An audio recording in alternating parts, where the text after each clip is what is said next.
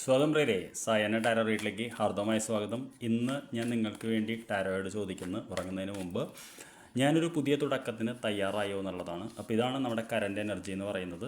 നമുക്ക് നേരിടാൻ സാധ്യതയുള്ള വെല്ലുവിളി ഇതാണ്. നമ്മൾ പുതിയ തുടക്കങ്ങൾ തുടങ്ങിയാൽ നമ്മൾ എവിടേക്ക് എത്തും എന്ന് ഈ കാർഡ് നമുക്ക് പറഞ്ഞു തരും. അപ്പോൾ എന്താണ് നമ്മുടെ കറൻറ്റ് എനർജി എന്ന് ചോദിക്കുമ്പോൾ ഭയത്തിൻ്റെ കാർഡാണ് വന്നിട്ടുള്ളത്. അതായത് മുന്നിൽ രണ്ട് ചോയ്സ് ഉണ്ട്, അത് ഏതെടുക്കണമെന്ന് അറിയാതെ നിൽക്കുന്നു. ഒന്നൊരു ഡോഗും ഒന്നൊരു വുൾഫുമാണ്. ഇതിൻ്റെ ഇടയിലൂടെയാണ് പോകേണ്ടത്. സത്യം പറഞ്ഞാൽ ഇത് യൂണിവേഴ്സിൻ്റെ ബ്ലെസ്സിങ്ങും ഇത് നമ്മുടെ നമ്മുടെ ഭയവുമാണ്. അപ്പോൾ തീർച്ചയായിട്ടും നമുക്ക് ചെയ്യണമെന്ന് ഒരുപാട് ആഗ്രഹമുണ്ടെങ്കിലും നമ്മൾ എന്തൊക്കെയോ ഭയക്കുന്ന ഒരു കാർഡാണിത്. ഇതാണ് കറണ്ട്. ഇത് എന്ത് വെല്ലുവിളിയാണ് ഈ യാത്രയിൽ നിങ്ങൾക്ക് നേരിടാൻ സാധ്യതയെന്ന് ചോദിച്ചപ്പോൾ സത്യം പറഞ്ഞു കഴിഞ്ഞാൽ നിങ്ങൾക്ക് വെല്ലുവിളികൾ വലിയ കാര്യമായിട്ട് നേരിടാൻ സാധ്യതയില്ല എന്നാണ് പറയുന്നത്. മജീഷ്യൻ എന്ന് പറയുന്നത് വളരെ പവർഫുള്ളായിട്ടുള്ള കാർഡാണ്. എല്ലാ ടൂൾസും സ്വന്തമായിട്ടുണ്ട്.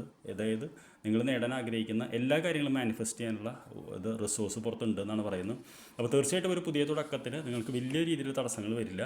എവിടേക്കാണ് നിങ്ങൾ പോകുന്നതെന്ന് ചോദിച്ചപ്പോൾ തീർച്ചയായിട്ടും ഈ കാർഡ് കണ്ട പെട്ടെന്ന് നമുക്കൊരു നെഗറ്റീവ് കാർഡാണെന്ന് തോന്നും. അതായത് എന്തോ കട്ടുകൊണ്ട് ഓടുന്ന മാതിരി. സത്യം പറഞ്ഞാൽ ഇത് കട്ടുകൊണ്ട് ഓടുന്നതല്ല. ഈ വ്യക്തി സ്വന്തം കാര്യങ്ങൾ പ്രയോറിറ്റൈസ് ചെയ്ത് മുന്നോട്ട് പോകുന്നതാണ്. അതായത് സ്വന്തം കാര്യം അതിൽ മുന്നോട്ട് പോകുന്നൊരു കാർഡാണ്. അപ്പോൾ തീർച്ചയായിട്ടും പുതിയ തുടക്കത്തിൽ താങ്കൾ തയ്യാറായി എന്ന് വെച്ചാൽ തയ്യാറായി എന്നുള്ളത് തന്നെയാണ്. ഇതൊരു നല്ല സമയമാണ്. എന്തെങ്കിലും ഒരു പ്രൊജക്റ്റ് തുടങ്ങാനോ എന്തെങ്കിലും ഒരു കാര്യങ്ങൾ ചെയ്യാനോ താങ്കൾ ആഗ്രഹിക്കുന്ന റിസോഴ്സുകൾ ഇപ്പോൾ ഭയമുണ്ടെങ്കിലും അത് വന്നു ചേർന്നുകൊണ്ടേയിരിക്കും. താങ്കൾ ഈ യാത്രയിൽ ഈ ഒരു എനർജിയിൽ വിജയിക്കുന്നതാണ് കാണുന്നത്. ഇതൊരു 2 ആഴ്ചയോ 3 ആഴ്ചയോ നിൽക്കുന്ന ഒരു എനർജിയാണ്.